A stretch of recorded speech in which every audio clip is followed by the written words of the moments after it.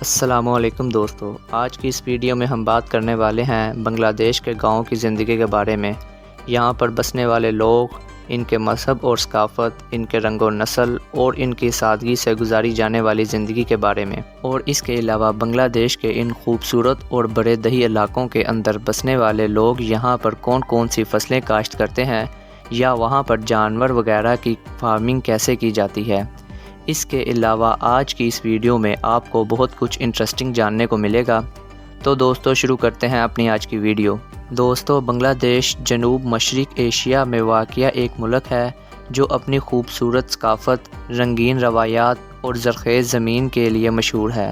اس ملک کی دیہی زندگی اپنے خاص انداز، سادگی اور خوشی کے لیے جانی جاتی ہے۔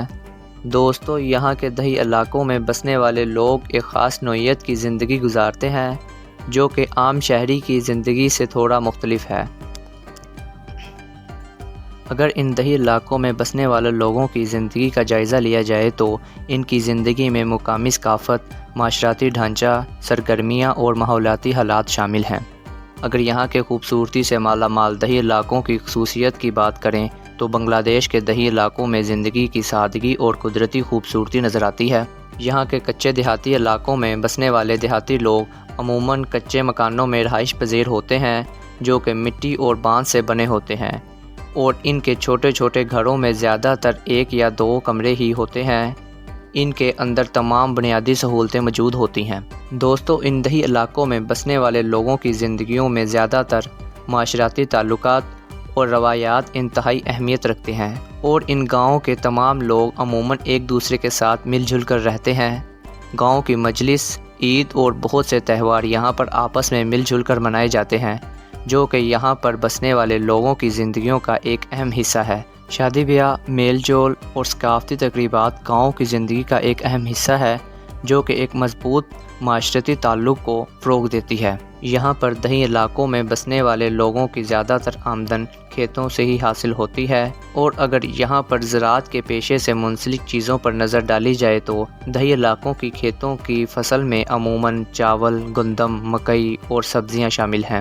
دوستو، بنگلہ دیش کے ان گاؤں کے اندر سالہ سال بہت زیادہ بارشیں ہوتی ہیں، اور دوستو یہاں پر ان گاؤں کے اندر سب سے زیادہ چاول کی کاشت کی جاتی ہے جو کہ سال کے اندر 3 دفعہ کاشت ہوتی ہے۔ اور اگر بنگالی لوگوں کے چاول اور مچھلی کے کھانے کے بارے میں بات کریں تو بنگالی لوگ ویسے بھی چاول اور مچھلی کے بہت زیادہ شوقین ہوتے ہیں۔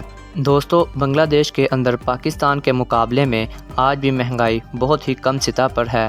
یہاں پر فرٹیلائزر، فصلوں کے بیج، فصلوں کی تمام قسم کی ادویات، ڈیزل، پیٹرول، سبزیاں اور بہت سی دوسری چیزیں پاکستان کے مقابلے میں بہت ہی سستی ہیں، اور یہاں پر تمام ہی چھوٹے بڑے علاقوں میں زیادہ تر لوگوں کا پیشہ آپ کو زیادہ تر فارمنگ، کھیتی باڑی اور مویشی سے منسلک ہی نظر آئے گا۔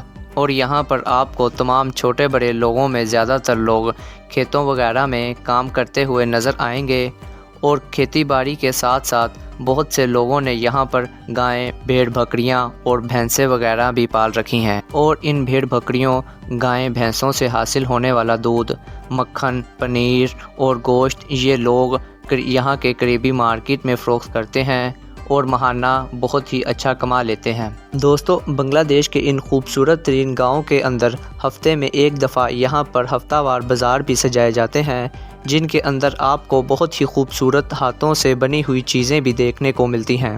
تو دوستو، یہ تھی ہماری آج کی دلچسپ ویڈیو بنگلہ دیش اور یہاں کے دیہی علاقوں میں بسنے والے لوگوں کے متعلق۔